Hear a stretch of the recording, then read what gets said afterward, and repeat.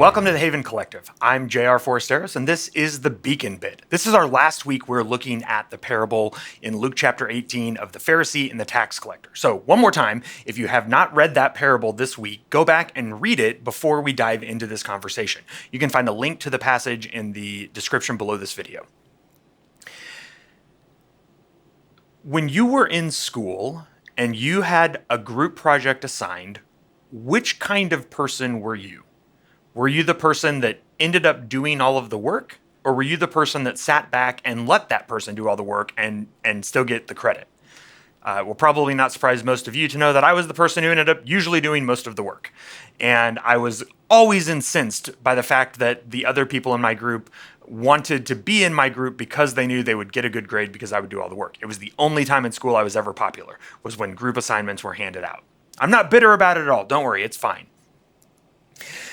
I asked that question because we are looking today at an interpretation of this parable from Dr. Amy Jill Levine, who is a Jewish New Testament scholar. So she's a practicing Jewish woman who studies the New Testament, and she particularly looks at Jesus through the lens of Judaism, treating him specifically as a rabbi who was enmeshed in Judaism and who taught in the context of Judaism.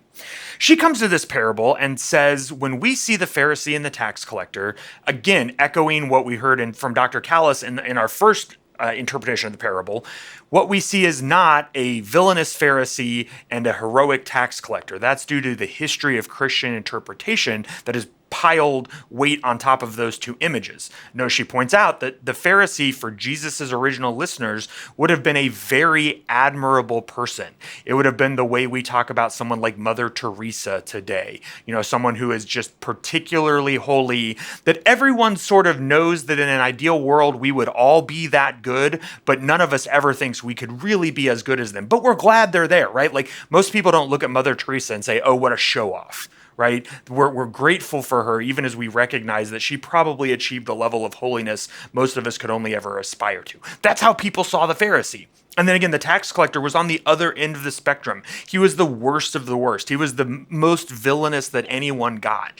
So in our beacons, we've talked about who some of those people in our own lives are. In our own cultural context would be people that our whole culture collectively despises and looks down on as someone who is just atrocious and awful, right?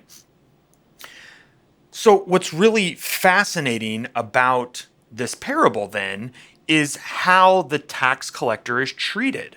Because when they both pray at the temple, and Jesus says that both of these men went home together justified, made right with God. And the thing is, we don't like that kind of grace when it's given to other people. I did not like it when all of the work I did on the group project got me the exact same grade as the other people in my group who did next to nothing. That didn't feel fair to me. And I know you've been in similar situations where you get the same thing as everyone else, even though you did more. It feels really unfair. And so again, if we're meant to look towards the Pharisee as the person we want to be like, we're supposed to feel that it was unfair on his behalf. But there's something really interesting in the history of Judaism. And it comes from the fact that Judaism is a collectivist culture, which is radically different from our individualistic white American culture.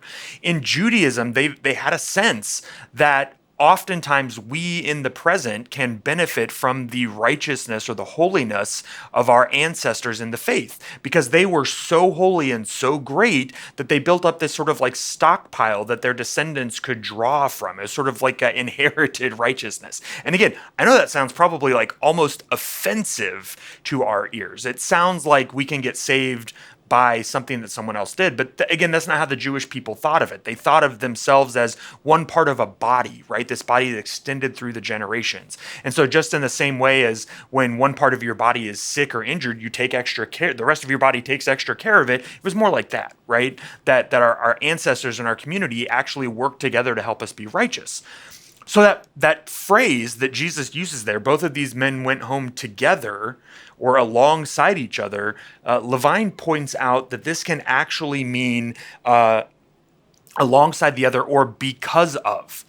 So that actually the tax collector, this evil, wicked sinner, was in part able to receive God's forgiveness because of the holiness of the Pharisee. That actually this super saint was in the same community as the tax collector. They belonged to each other, not just economically, not just physically by living in the same town, right? And not, but also spiritually, that they belong to the same spiritual family, which was likely something that the Pharisee and the people like the Pharisee didn't want to admit about the tax collector. They didn't want to admit that they had obligation or responsibility to him. They didn't want to admit that they belonged to him in the same way that he belonged to them. So what we actually see at the heart of this parable, according to Dr. Levine, is this radical call to community. It's radical, again, at least I think for us in the 21st century American culture that is so individualistic, right?